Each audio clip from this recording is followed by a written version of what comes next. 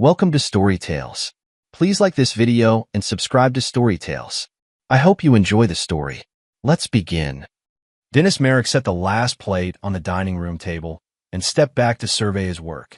The ranch-style home he'd built with his own hands 5 years ago gleamed under the warm light of the chandelier Brenna had insisted on buying.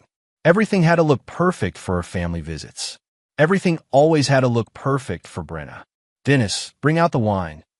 Brenna's voice carried from the living room where she entertained her guests. Her laugh tinkled like broken glass, high, sharp, and somehow hollow. He grabbed the bottle of red from the kitchen counter, his calloused hands steady despite the tension coiling in his chest. Through the archway, he watched his wife hold court. Brenna commanded attention the way she always had, even back in high school when she wore that homecoming crown. Her sister Jolene sat sprawled in the leather armchair, already 3 drinks deep, judging by the flush creeping up her neck. Their mother Elaine perched on the couch's edge, spine straight as a ruler, disapproval radiating from every pore as she watched Jolene's display. His brother Walker stood by the fireplace, beer bottle dangling from his fingers, eyes fixed somewhere past Dennis's shoulder. They hadn't spoken more than 10 words since Walker arrived an hour ago. Some wounds never healed, and Dennis preferred them raw and honest rather than covered with fake smiles. "There's my hard-working husband," Brenna cooed as Dennis entered with the wine. She reached up to stroke his arm, her touch light as a moth's wing. "Always taking such good care of us." Dennis poured wine into her glass without comment. Across the room, 10-month-old Lark slept in her carrier, tiny fists curled against her cheeks. The sight of her should have filled him with warmth. Instead, that familiar knot of doubt twisted tighter in his gut. "Dinner's ready," he announced. They gathered around the table Dennis had crafted from reclaimed oak solid, built to last, unlike most things in his life lately. Brenna launched into her usual chatter about her lifestyle coaching business, her social media followers, her latest brand partnerships. Her voice washed over the table like background noise. "The Peterson account alone brought in $15,000 last month," she was saying, gesturing with her fork. "I'm thinking of expanding into wellness retreats." "That's wonderful, dear," Elaine murmured, though her tone suggested she found her daughter's career as substantial as cotton candy. Jolene snorted. "Must be nice, making money off telling people how to live their lives." "At least I'm not pouring drink for truckers and divorcees," Brenna shot back. "Hey now," Walker spoke for the first time all evening. "Nothing wrong with honest work." Dennis carved his steak with precise strokes, letting the family dynamics play out around him. He'd learned long ago that silence served him better than words in these situations. "Watch, listen, learn." Jolene drained her wine glass and reached for the bottle. "Speaking of honest work, Dennis, when are you going to expand that little hobby shop of yours?" "It's not a hobby," Dennis replied quietly. "It pays the bills." "Barely," Jolene laughed. "Good thing Brenna's got her head for business. Though I guess that's what happens when you marry up, right, Brenna?" Brenna's fork paused halfway to her mouth. "What's that supposed to mean?" Nothing. Just saying you could have had your pick back in the day. Remember all those boys chasing after the pageant queen?" Walker shifted in his chair, the legs scraping against hardwood. Dennis noticed the sound, filed it away with all the other small details that had been accumulating for months. "Ancient history," Brenna said, but her voice carried a note Dennis had learned to recognize. The same tone she used when she lied about where she'd been, who she'd talked to, what she'd spent money on. Jolene's grin turned predatory. "Ancient history, sure, but you have to admit, it's funny how genetics work out sometimes." She gestured toward Lark's carrier with her wine glass. "Too bad she doesn't look anything like Dennis." The words dropped into the conversation like stones into still water. Dennis felt the ripples spread outward, touching everyone at the table. Brenna's face went pale, then flushed red. Elaine gasped. Walker's knuckles went white around his beer bottle. Brenna let out a high, nervous laugh. "Jolene, you're drunk. Maybe I am, but I'm not wrong. Look at her dark hair, dark eyes. Not a trace of those blue eyes you married her for." Jolene's words slurred together, but her aim remained deadly. "Maybe I have a secret." The laughter that followed sounded like glass breaking. Too loud, too sharp, too desperate. Everyone joined in except Dennis, who sat perfectly still, watching his wife's performance with the same cold attention he'd once used to assess burning buildings for structural weakness. When the laughter died, Dennis reached into his jacket pocket and withdrew a sealed white envelope. He placed it on the table in front of Brenna with the same care he'd use handling dynamite. Since we're sharing secrets, his voice cut through the silence like a blade. Open this. The color drained from Brenna's face so fast Dennis thought she might faint. Her hands trembled as she stared at the envelope like it contained a live snake. What is that? Elaine whispered. Dennis smiled, but it held no warmth. Go ahead, Brenna. Share with the family. I don't know what this is about, Brenna stammered, but her eyes couldn't meet his. The silence stretched until it became unbearable. Walker cleared his throat. Jolene suddenly found great interest in her empty wine glass. Elaine pressed a hand to her chest, as if her heart might give out. Open it, Dennis repeated, his voice soft as silk and twice as dangerous. Brenna's hand shook as she picked up the envelope.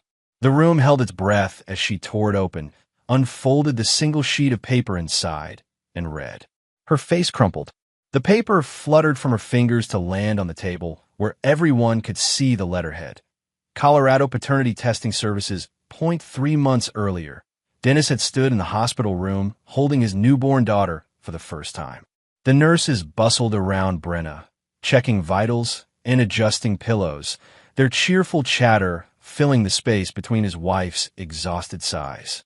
She's beautiful, he'd whispered, studying Lark's tiny features. But even then, in that moment that should have been pure joy, doubt had crept in like smoke under a door. The baby's hair was dark as midnight, nothing like a sandy brown or Brenna's honey blonde. Her eyes, when they occasionally opened, held depths of brown he'd seen somewhere before but couldn't place. Genetics were funny things, he'd told himself. Babies changed. She'd grow into features that resembled him. But the doubt remained, growing stronger with each passing day. He remembered the months leading up to Lark's birth differently now, viewed through the lens of suspicion that had replaced his former trust. Brenna had been distant, distracted. Her phone had become precious to her, guarded like a state secret. She'd taken long showers, made excuses to run errands alone, spent hours on business calls that ended abruptly when he entered the room. You're being paranoid, she'd said when he'd mentioned her behavior. Pregnancy hormones make women act strange. Don't you trust me? Trust. The word tasted bitter now as Dennis recalled how easily she turned his questions back on him, made him feel foolish for doubting her.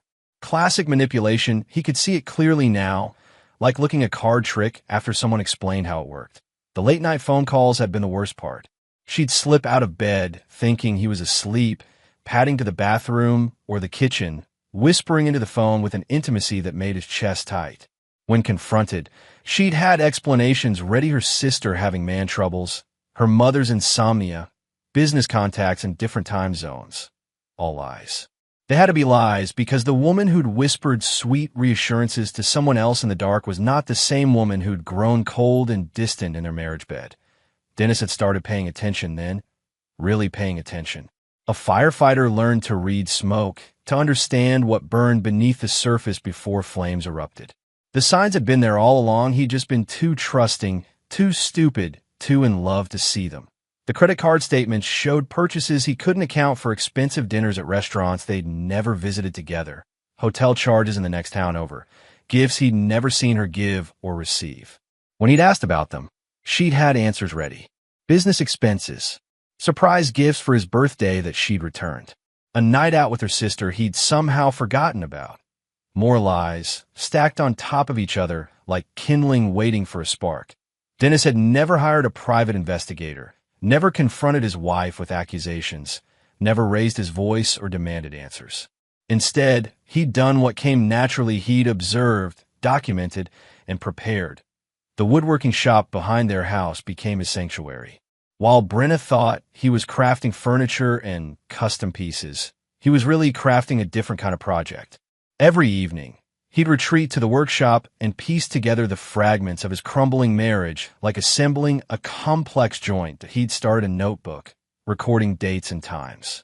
May 3rd, Brenna gone from 2 to 6 p.m., claimed grocery shopping, but no bags came home. May 15th, phone call at 11:47 p.m., spoke for 23 minutes in hushed tones in the bathroom. May 22nd, $347 charge at upscale restaurant downtown, claimed it was canceled business lunch. The pattern emerged slowly, like grain becoming visible in sanded wood. Every inconsistency, every deflection, every time she'd made him feel crazy for asking reasonable questions. The DNA test had been simple to arrange. A quick internet search, a discreet mail-order kit, a swab of saliva from Lark during a diaper change when Brenna was at her yoga class. 2 weeks later, the results arrived in a plain white envelope that confirmed what his heart had already known. Dennis had read those results in his workshop, surrounded by the smell of sawdust and varnish, tools hanging in perfect order on the pegboard walls. The words had hit him like a sledgehammer. 99.7% probability that Dennis Merrick is not the biological father of the tested child. He'd sat there for an hour, holding that piece of paper, feeling something die inside his chest. Not love that had been bleeding out slowly for months. What died was the last trace of the man who'd believed in happy endings, who'd trusted without question, who'd thought love was enough to overcome anything. That man was gone. In his place sat someone harder, colder, and infinitely more dangerous. Someone who understood that betrayal wasn't just about broken promises, it was about stolen time, wasted years, and futures built on lies. Dennis had folded the results carefully and placed them in his workshop safe, next to the insurance papers and property deeds. Then he begun planning his next move with the same methodical precision he brought to every project. The first step had been securing his assets. Bank statements went into a locked file drawer. Property records were copied and stored. He'd quietly moved money from joint accounts to ones Brenna couldn't access, covering his tracks with explanations about business expenses and equipment purchases. The second step had been preparation. He'd researched divorce attorneys, prenuptial agreement enforcement, and Colorado custody laws. Knowledge was power, and power was what he'd need to survive what was coming. The third step had been waiting. Not for the right moment. There was no right moment for this kind of reckoning. He'd waited for Brenna to give him the perfect opportunity to destroy her with her own words, her own actions, her own arrogance. Tonight, she'd finally provided it. The dining room remained frozen in tableau, everyone staring at the paternity test results scattered across Dennis's handcrafted table. Brenna's face had gone from pale to gray, her breathing shallow and rapid like a cornered animal. "I can explain," she whispered, but the words carried no conviction. Dennis collected the papers with steady hands, folding them back into their envelope with the same care he'd used to open them originally. "Can you?" Jolene had sobered up fast, her earlier malicious glee replaced by something approaching terror. She'd meant to embarrass Dennis, to get under his skin the way she always did. She hadn't meant to detonate a nuclear bomb in the middle of Sunday dinner. "Dennis, I didn't know," Jolene stammered. "I was just joking. I didn't think." "You never think," Elaine snapped at her daughter, then turned to Dennis with desperate eyes. "There has to be some mistake. These tests aren't always accurate." Walker finally broke his silence. "Maybe we should." "Shut up." Dennis's voice cut through the chaos like a scalpel. "All of you, just shut up." He stood slowly, his chair scraping against the hardwood floor he'd laid himself 2 summers ago. Every inch of this house bore his mark, his sweat, his love. Every board and nail represented hours of his life spent building a future for his family, his fake family. "Nobody leaves," he said quietly. "Nobody makes phone calls. Nobody says another word until I'm done talking." Brenna's mouth opened, but Dennis's stare stopped whatever plea she'd been about to voice. This was a different Dennis than the man they thought they knew, harder, colder, stripped of the gentle nature that had made him an easy target for so long. "I've known for weeks," he continued, his voice carrying across the silent room like Judgment Day. "Weeks, Brenna. I watched you lie to my face every single day, knowing what I knew. Watching you play the loving wife, the devoted mother, the wounded victim of my suspicions." He walked to the window, overlooking his workshop, hands clasped behind his back. "You want to know what's funny? I kept giving you chances to tell me the truth. Every time you complained about me being distant, every time you asked what was wrong, I was waiting for you to come clean, waiting for some sign that there was still something worth saving in this marriage. Brenna found her voice. Dennis, please. Let me. I said, shut up. He turned back to face the table. You had your chance to talk. Now it's my turn. Lark stirred in her carrier, making soft baby sounds that might have been soothing in any other context. Here, they sounded like accusations. I love that little girl, Dennis said, his voice cracking slightly on the word loved. From the moment I held her in the hospital, I loved her like she was mine. Because I thought she was mine. Because I trusted you. He walked back to the table, his movements slow and deliberate. But she's not mine, is she, Brenna? She's someone else's daughter. Someone else's blood. Someone else's responsibility. She could still be. Elaine began. 99.7% probability. Dennis's words fell like hammer blows. That's what the test says. Would you bet your life on those odds, Elaine? Because that's exactly what Brenna did. She bet my life, my future, my heart on a lie. Walker shifted uncomfortably. Look, Dennis, maybe you should. Maybe I should what, Walker? Forgive and forget. Play happy family with another man's child? Pretend my wife didn't spend months lying to my face while I built cribs and painted nurseries and planned for a future that was never real. The words hung in the air like smoke from a house fire, toxic, suffocating, impossible to ignore. 3 days after the dinner that changed everything, Dennis sat in his attorney's office reviewing documents that would reshape his entire world. James Morton had been handling Dennis's legal affairs for years, simple stuff, mostly. Contract reviews for his woodworking business, the house purchase, basic wills, and estate planning. This was different. You're sure about this? Morton asked, sliding the revised will across his desk. It's ironclad, but it's also cruel. Dennis supplied. Vindictive? Harsh. I was going to say final. Dennis scanned the document one more time. Everything he owned, the house, the business, the workshop, every tool, an investment, and bank account would go to Larkin Trust, but only if genetic testing confirmed she was his biological daughter. Otherwise, every penny would go to the Colorado Firefighters Benevolent Fund. It's exactly what I want, Dennis said, signing his name with a steady hand. Morton witnessed the signature and sealed the documents. What about Brenna? This leaves her with nothing if the child isn't yours. She made her choice. Now she lives with the consequences. From the attorney's office, Dennis drove to the bank. The process of separating their finances had been methodical, and legal he'd covered his tracks carefully, moving money to accounts that predated their marriage, closing joint credit cards, removing Brenna's access to funds she'd never contributed to earning. The bank manager, a nervous man named Peterson, had processed the paperwork with obvious discomfort. Are you sure about this, Mr. Merrick? Marriage counseling might. Just process the papers, Peterson. It had taken 3 trips over 2 weeks, but Dennis had successfully isolated their financial lives. Brenna still had access to her own accounts, the ones funded by her social media business, but the substantial savings Dennis had accumulated over 15 years of careful living and steady work were now beyond her reach. She hadn't noticed yet. She'd been too busy managing the fallout from the dinner, making frantic phone calls, and having hushed conversations that ended when Dennis entered rooms. Soon enough, she'd discovered the new reality of her situation. Dennis had also been busy with other preparations. His workshop had been organized with military precision tools inventoried, projects completed or properly stored, valuable equipment secured. If Brenna was planning to leave him, she wouldn't be taking anything that belonged to him.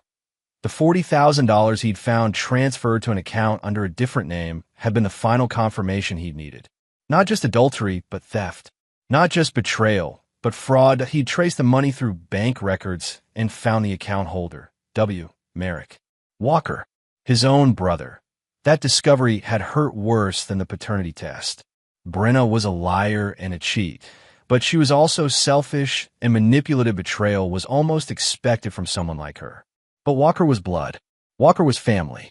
Walker was supposed to be the one person who would never stab Dennis in the back. Instead, Walker had been the knife.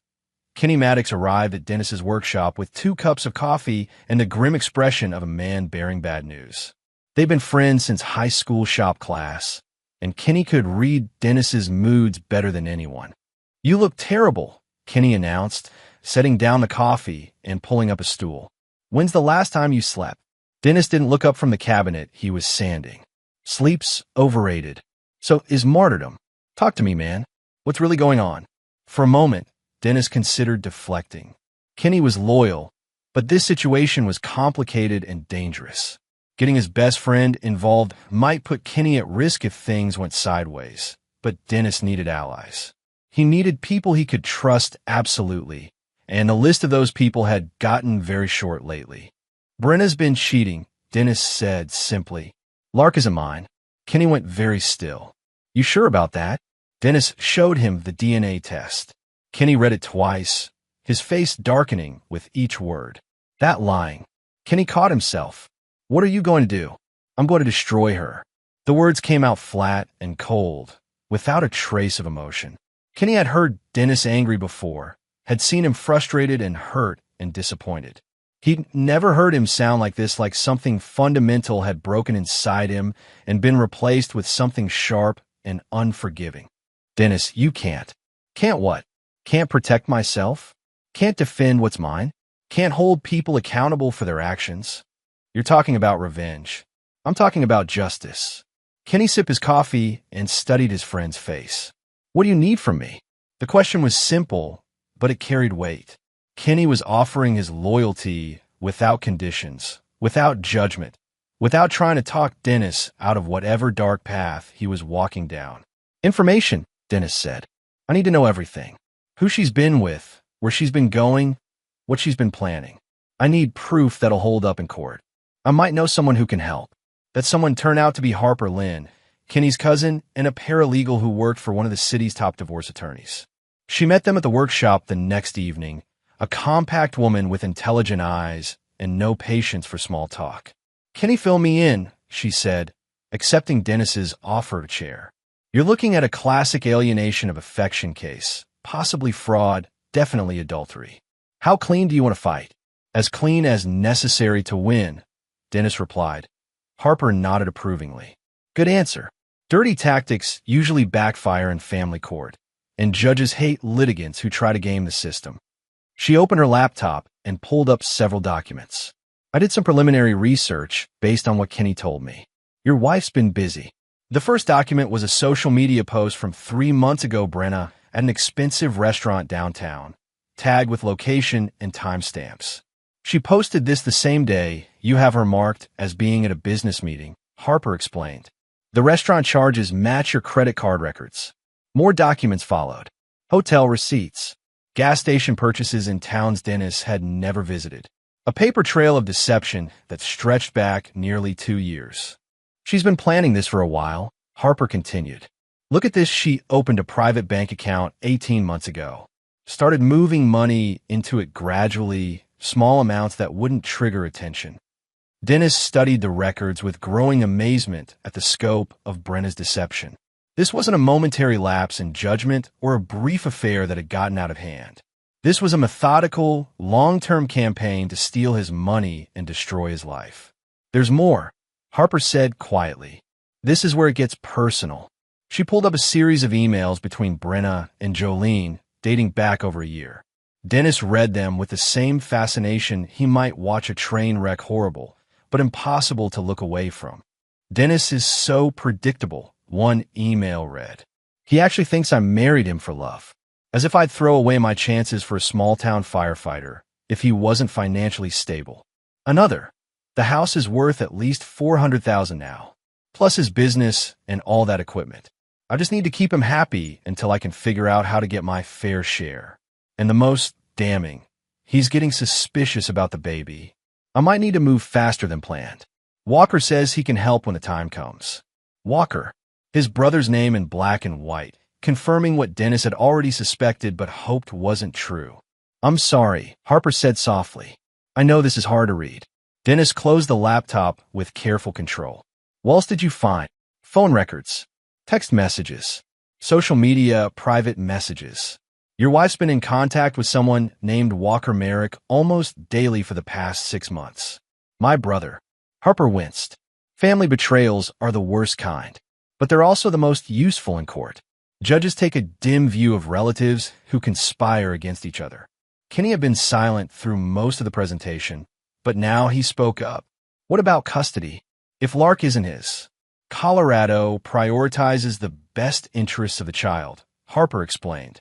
If Dennis isn't the biological father and he chooses not to pursue paternal rights, custody would typically go to the mother unless there are compelling reasons otherwise, such as abandonment, neglect, evidence that the mother is unfit or has acted against the child's welfare. Harper looked directly at Dennis. The fraud angle might work in your favor.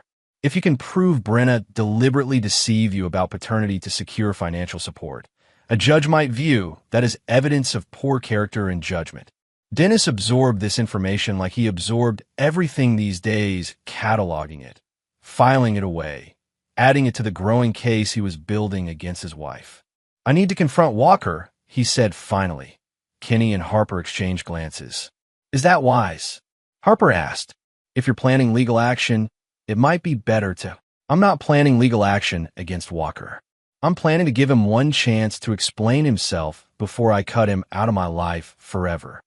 The words carried a finality that made both his allies uncomfortable. Dennis had always been loyal to a fault, the kind of man who'd forgive almost anything from people he cared about. This new version of him, cold, calculating, unforgiving, was someone they barely recognized. But it was who he needed to be to survive what was coming. Walker's bar sat on the edge of town like a refuge for the lost and forgotten. The broken wheel had been struggling for years, kept alive more by Walker's stubborn pride than actual profit. Dennis had offered to help more than once, but his brother had always refused. Too proud to accept assistance, too stubborn to admit failure. Now Dennis understood why Walker had been so resistant to his offers. Hard to accept help from the brother you were actively betraying. The bar was nearly empty when Dennis walked in, just a few regulars nursing beers and watching baseball on the ancient television above the bar. Walker stood behind the counter, polishing glasses with the mechanical rhythm of someone who'd done the same motion 10,000 times. He looked up when Dennis entered, and something flickered across his face. Guilt, maybe, or resignation. We're closed, Walker said. But he made no move to stop Dennis from approaching the bar. Not here for a drink. Dennis took a stool and waited while Walker finished with his glass. The silence stretched between them, filled with the weight of 41 years of shared history that was about to end. You know why I'm here, Dennis said finally. Walker set down the glass and reached for another. I figured you'd show up eventually. How long? How long what? Don't. Dennis's voice carried a warning that made Walker's hands still. Don't lie to me. Not now. I've had enough lies to last me several lifetimes. Walker poured himself a whiskey and knocked it back in one swallow. You want the truth? Fine. Since before you married her. The words hit Dennis like a physical blow, but he kept his expression neutral. Before high school. We dated senior year, before she ever looked at you. She dumped me for college, said she needed someone with more ambition than a guy who wanted to run a bar in a nothing town. Walker poured another drink, but didn't touch it. She came back after college, married and divorced within 2 years. Started sniffing around again, but you were the one she wanted by then. Stable Dennis. Reliable Dennis. Dennis with the good job and the clean record and the bright future. So you decided to take her anyway. It wasn't like that. Walker's voice turned defensive. She came to me after you got hurt. Remember that warehouse fire? You were laid up for 3 months. All those surgeries on your back. Dennis remembered. The worst injury of his firefighting career, when a burning beam had caught him across the spine and put him in the hospital for weeks. Brenna had been so attentive then, so caring and devoted. Or so he'd thought. She said you were different after the injury. Distant. Depressed. She was lonely, and you comforted her. Walker finally met his brother's eyes. I still loved her, Dennis. I'd never stopped loving her. When she came to me crying, saying she didn't know what to do, that you wouldn't talk to her, you saw an opportunity. I saw a woman I'd been in love with since I was 17 years old. Dennis absorbed this information without reaction. The betrayal was complete now, not just adultery, but planned adultery. Not just lies, but lies that stretched back to the foundation of his marriage. Is Lark yours? Walker's silence was answer enough. Your daughter, Dennis continued, his voice steady as a scalpel. Your child with my wife, conceived in my house while I was recovering from injuries I got saving other people's families. Dennis, you took my money too. $40,000. Was that part of the plan, or just a bonus? Walker's face crumpled. She said she needed it. Said you were controlling the finances, not letting her have access to money for the baby. I thought I was helping. You thought you were stealing from your brother to fund your affair with his wife. The truth of it hung between them like a blade. Walker reached for his whiskey with shaking hands. I know how it looks, Walker said. I know what I did was wrong, but I never meant for it to go this far. It was supposed to be over after you recovered. She was supposed to break it off, but she didn't. She said she couldn't. Said she loved us both, but in different ways. Said we could work something out that didn't hurt anyone. Dennis almost laughed at the absurdity of it. Work something out. Like what? Share custody of my own life. She had this plan, Walker continued, his voice growing smaller. She was going to wait until Lark was older, then ask for a divorce. Said she'd make sure you got to keep the house and the business, that she wouldn't ask for much. Just enough to start over. How generous of her. And where did that leave you? Walker drained his glass. With the woman I loved and the daughter I could never claim. The confession hung in the smoky air of the failing bar, pathetic and selfish, and utterly without redemption. Dennis studied his brother's face, the weak chin, the bloodshot eyes, the trembling hands of a man who destroyed everything good in his life for a few stolen moments with another man's wife. You were dead to me before this, Dennis said, his voice quiet and final. Now it's just official. He stood and walked toward the door, leaving Walker alone with his guilt and his whiskey and his crumbling dreams. Dennis, wait, Walker called out. I'm sorry. I know it doesn't mean anything now, but I'm sorry. Dennis paused at the door, but didn't turn around. Sorry doesn't fix broken things, Walker. Sorry doesn't give me back the last 2 years of my life. Sorry doesn't make Lark my daughter, or make Brenna faithful, or make you anything other than a backstabbing coward who sold out his own blood for a woman who was using both of us. He opened the door, letting in the cold night air. Enjoy your bar, brother. You sacrificed your family for it. I hope it was worth it. Brenna was packing when Dennis returned home. Not obvious packing, she was too smart for that.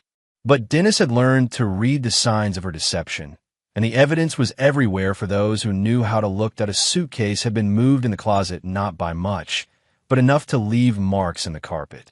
Clothing was missing from her drawers, items taken from the back where their absence wouldn't be immediately noticed.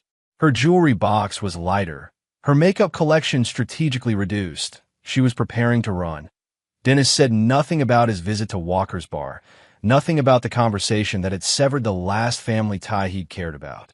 Instead, he played the role of the wounded husband trying to make sense of his crumbling world. I've been thinking, he said over dinner the next night, about what happened at the family dinner. About us. Brenna looked up from her barely touched salad. Oh, maybe we should try counseling. Work through this together. Hope flickered in her eyes, the desperate hope of someone whose carefully laid plans were falling apart. Do you mean that? I mean, I don't want to lose our family over a misunderstanding. Misunderstanding. The word tasted like poison, but Dennis forced it out anyway. Let her think he was weakening, that the old Dennis, the trusting, forgiving Dennis was reasserting himself. The test results, Brenna began carefully. There could be explanations. I know. Dennis reached across the table to take her hand. Her fingers were cold and trembling. I was angry. Maybe I jumped to conclusions. Relief washed over her face like sunrise. Oh, Dennis, I knew you'd come around. I knew you'd remember what we mean to each other. What it meant to each other. If she only knew what they really meant to each other now, predator and prey, hunter and hunted, destroyer and destroyed. I love you, Brenna whispered, squeezing his hand. I know things have been hard lately, but I love you. We can work through this. Dennis smiled and squeezed back. I know we can. But while Brenna was planning her escape, Dennis was setting his trap. His phone had been busy during his workshop hours, making calls to attorneys and private investigators and forensic accountants. Her email accounts had been compromised not through hacking, but through simple observation of her passwords and security questions. Her text messages were being forwarded to a secure server where they'd be preserved as evidence. Most importantly, her conversations were being recorded. Colorado was a one-party consent state, meaning Dennis could legally record any conversation he was part of. The recording device in his pocket captured every lie, every manipulation, every false promise she made. "I want to have another baby," Brenna said suddenly. After he worked through this, a fresh start, Dennis nodded thoughtfully. "That could be good for us." Another lie to add to the collection. Another piece of evidence showing her calculated manipulation of his emotions and his trust. "And maybe we could take a vacation," Brenna continued, warming to her theme. "Somewhere romantic, just the two of us. What about Lark? My mother could watch her. Or maybe it's time we talked about what's best for Lark." There was the opening Dennis had been waiting for. "What do you mean?" Brenna's eyes darted away from his. "Well, if the test results are accurate, and I'm not saying they are, but if they are, then maybe Lark would be better off with her real father. Maybe it's not fair to keep her from her biological family." Dennis felt something cold and savage unfurl in his chest. Here was Brenna's real endgame, not just escape, but the complete abandonment of the child she'd used as a weapon against him. "You'd give up custody? For her sake," Brenna said, her voice taking on a noble tone she used when she wanted to sound selfless. "Children need to know their real parents. It wouldn't be right to keep her from that." More lies, more manipulation, more evidence that Brenna's capacity for selfishness knew no bounds. "That's very mature of you," Dennis said. "I just want what's best for everyone," Brenna replied, and Dennis marveled at her ability to sound sincere while planning the ultimate betrayal. That night, after Brenna went to bed, Dennis sat in his workshop and listened to the recorded conversation. Her words played back with crystal clarity, each lie and manipulation preserved for posterity. Tomorrow, he would spring his trap. Tomorrow, the woman who destroyed his life would discover that he'd learned her lessons well, that he could lie and manipulate and plan just as effectively as she could. The difference was that when Dennis did it, it was in service of justice. When Brenna did it, it was just evil wearing a pretty face. 2 weeks later, Dennis sent out invitations for another family dinner. Same guest list, same time, same carefully prepared meal.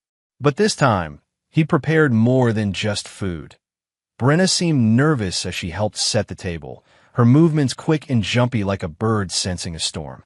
She'd been on edge since their reconciliation conversation, torn between hope that her marriage might be salvaged and fear that Dennis was planning something she couldn't control. "Are you sure this is a good idea?" she asked for the third time. "After what happened last time?" "That's exactly why we need to do this," Dennis replied, adjusting the placement of the wine glasses. "Clear the air. Start fresh." The same guests arrived within minutes of each other, as if they'd coordinated their approach to minimize awkward encounters. Jolene looked haggard, her usual sharp confidence replaced by nervous energy.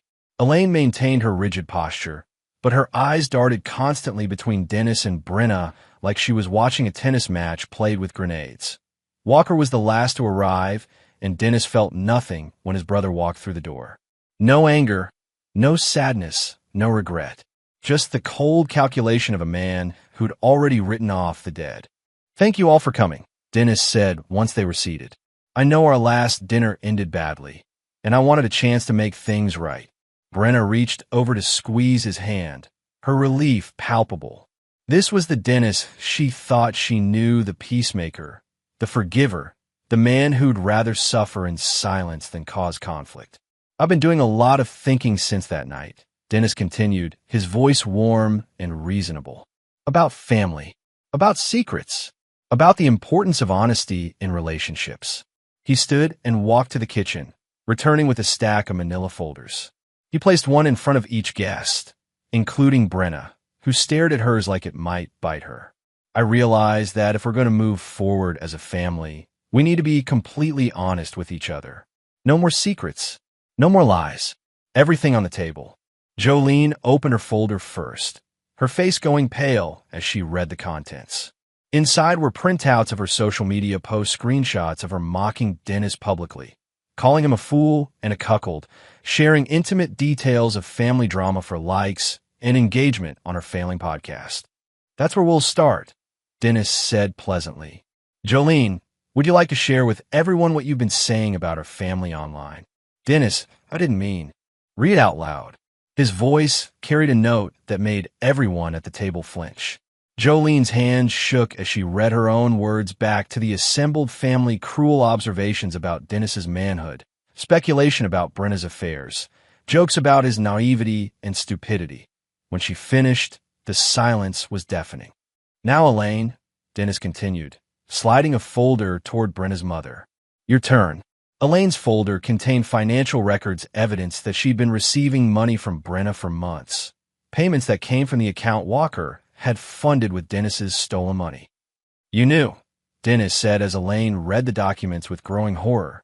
You knew your daughter was stealing from me, and you took your cut of the profits. I thought it was her money, Elaine whispered. No, you didn't. You knew exactly where it came from because Brenna told you. It's all right there, the email exchanges. Walker's folder was the thickest, containing bank records, photos, and transcripts of recorded phone conversations between him and Brenna. His face went gray as he realized the scope of Dennis's investigation. Want to tell everyone about your business partnership with my wife? Dennis asked. About how you've been helping her move money and plan her exit strategy? Walker's mouth opened and closed like a fish out of water, but no words came. Finally, Dennis turned to Brenna. Her folder remained unopened in front of her, but she seemed to understand that its contents would be the most damaging of all. Go ahead, Dennis said softly. Open it. Brenna's hands trembled as she lifted the folder's cover.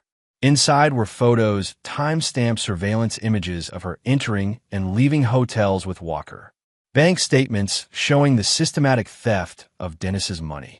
Email printouts revealing the scope of her deception.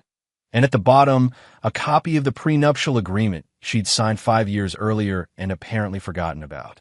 Let's really share secrets tonight, Dennis said, his voice carrying across the silent room like Judgment Day. Let's talk about how my loving wife has been systematically stealing from me for 2 years. How she's been carrying on an affair with my brother since before our daughter was born. How she's been planning to divorce me and take half of everything I've worked for my entire adult life. He pulled out his phone and set it on the table. But why tell you when I can let Brenna explain it herself? He pressed play, and Brenna's voice filled the room, a recorded conversation with Jolene from 3 days earlier. Dennis is so desperate to save the marriage, he'll believe anything I tell him. I just need to keep him happy for a few more months while I move the rest of the money. Then I'll file for divorce and claim he was abusive. The courts always side with the mother. Jolene's voice responded. What about Lark? What about her? She's not his problem anymore. Walk her and I will figure something out. Or maybe she's better off in foster care.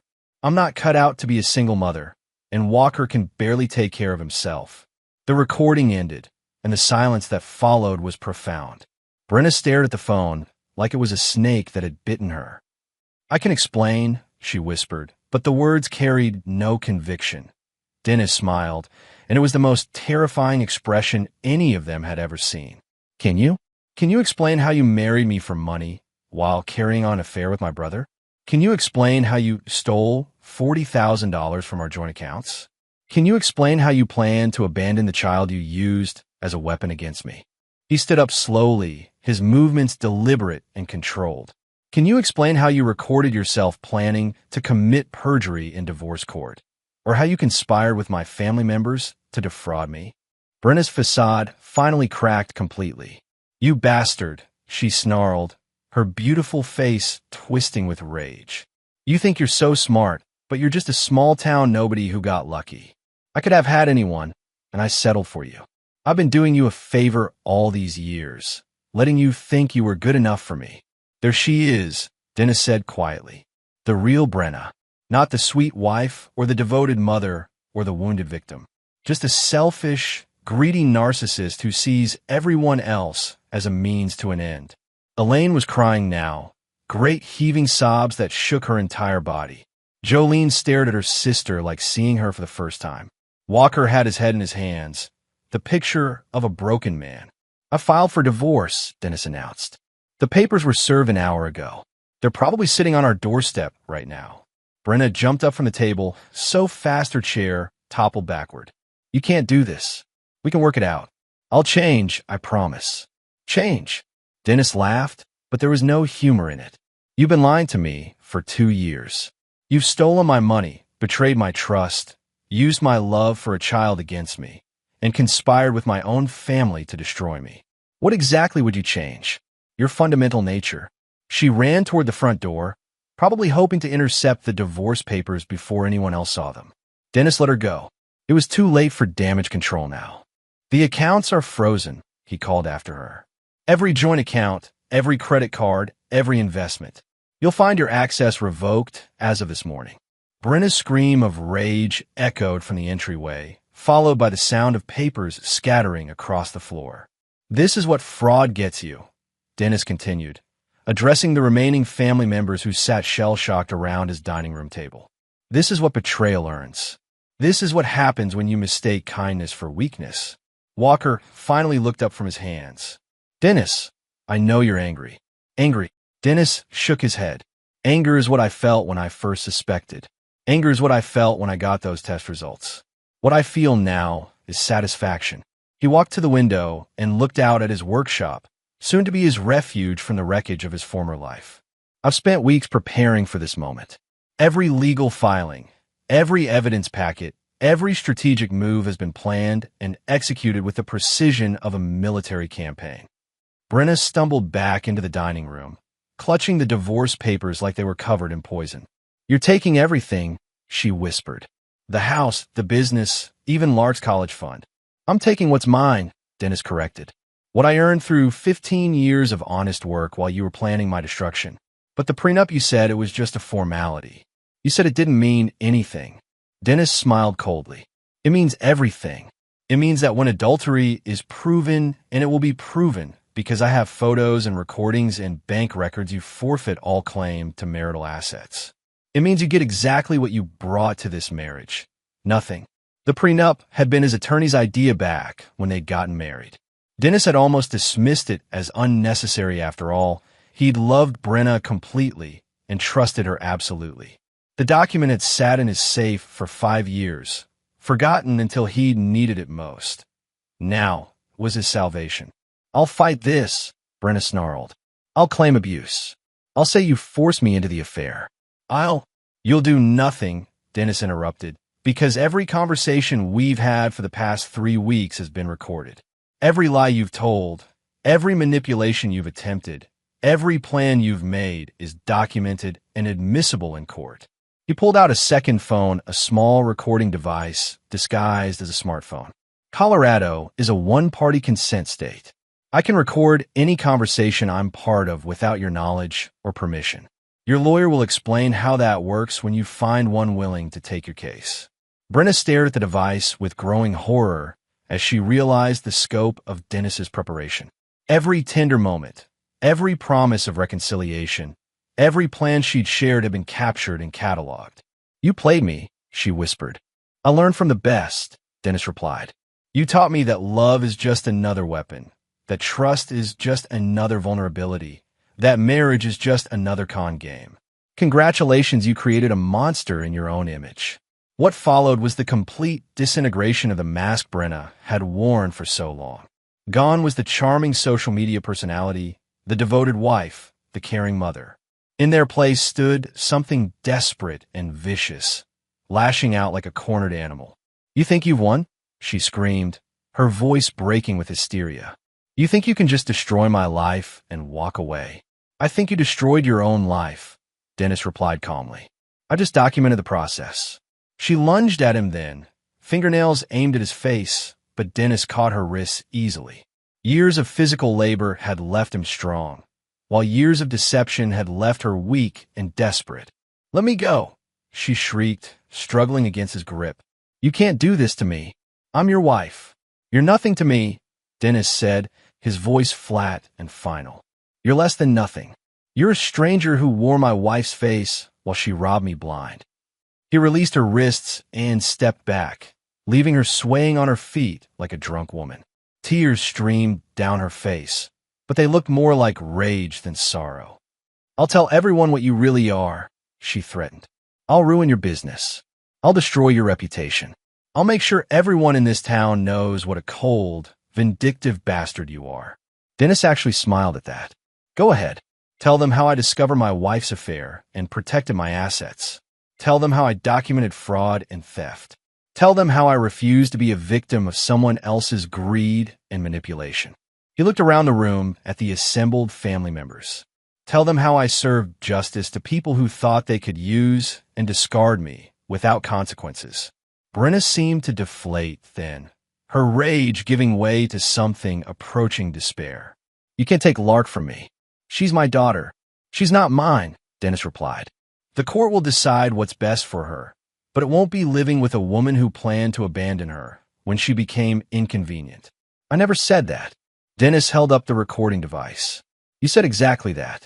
To your sister. 3 days ago. It's all here, Brenna. Every cruel, selfish thought you've ever expressed about that innocent child. The truth of it hit her like a physical blow. She'd been so careful about hiding her affairs, so meticulous about covering her financial tracks, but she'd never thought to guard her words when talking to family.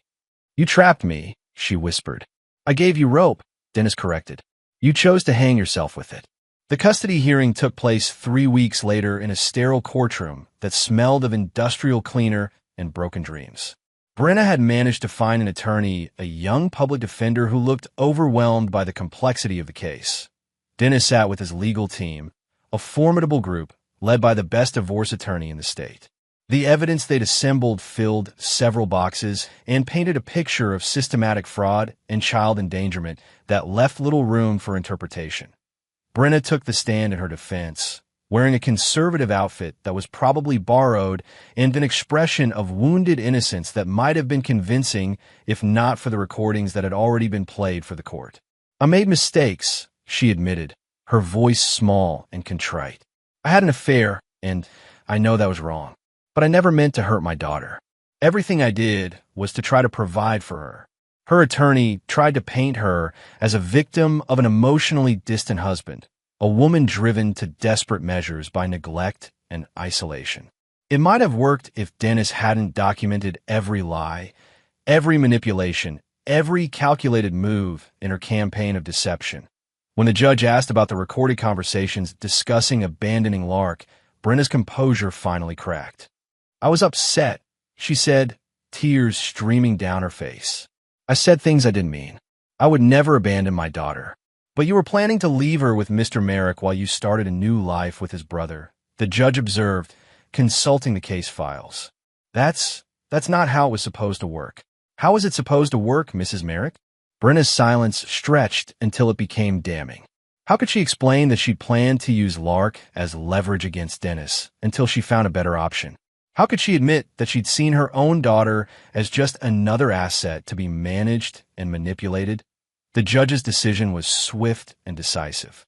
Full custody to Dennis, with supervised visitation for Brenna contingent on completing parenting classes and psychological evaluation.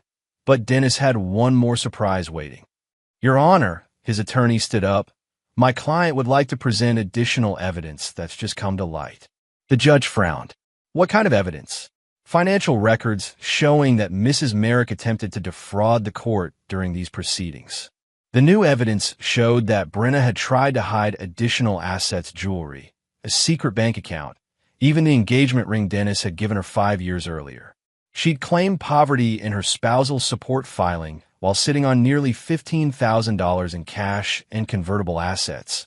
The judge's expression turned thunderous.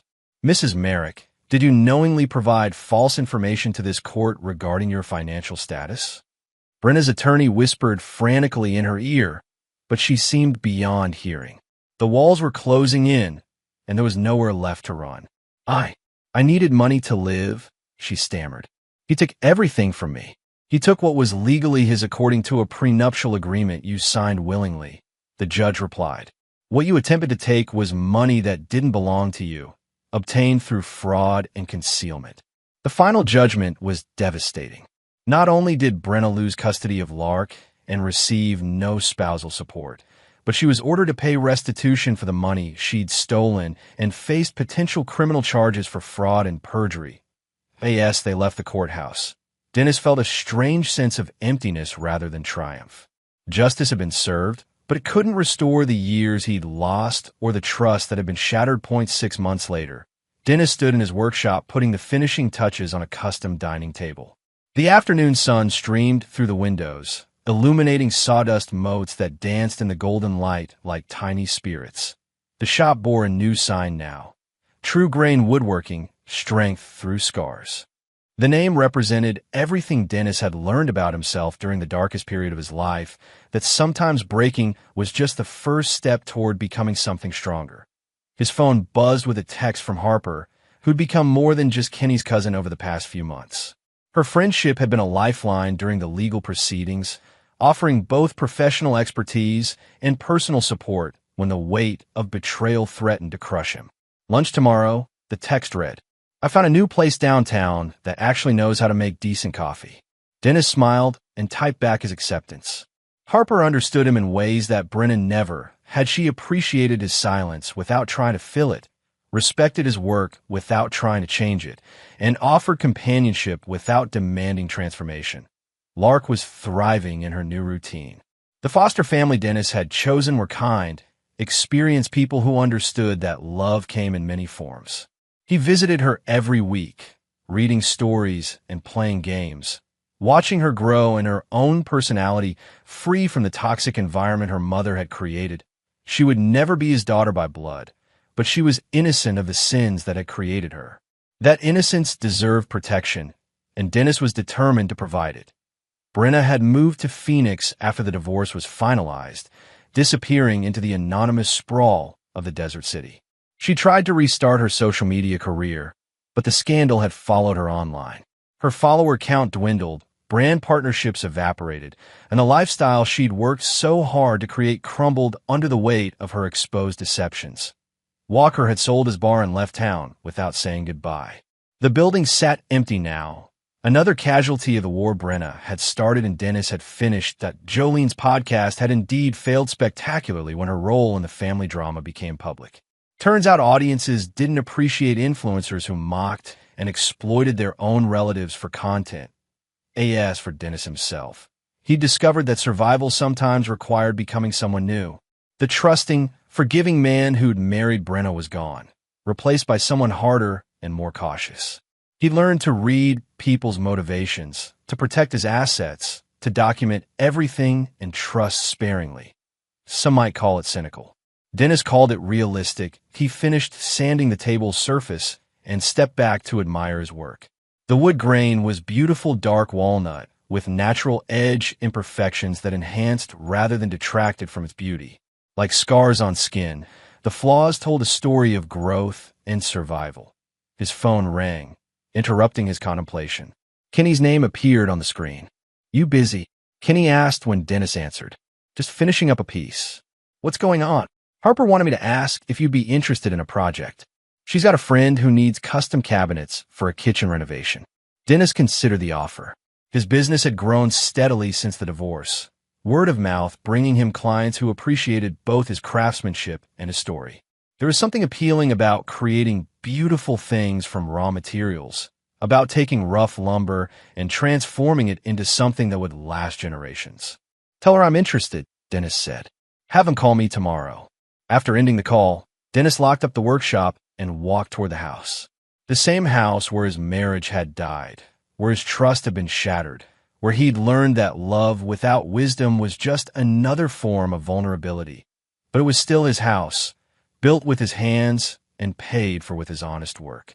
Brenna's betrayal had stolen many things from him, but it hadn't stolen his home or his craft or his determination to build something better from the wreckage. In the kitchen, he opened a beer and stood at the window overlooking his workshop. Tomorrow he'd start work on new projects, meet with new clients, continue building the life he'd chosen from the ashes of the life that had been chosen for him. His final thought before heading to bed was simple and satisfied. Some people break when they're betrayed. Others build something stronger with the pieces Dennis Merrick had chosen to build.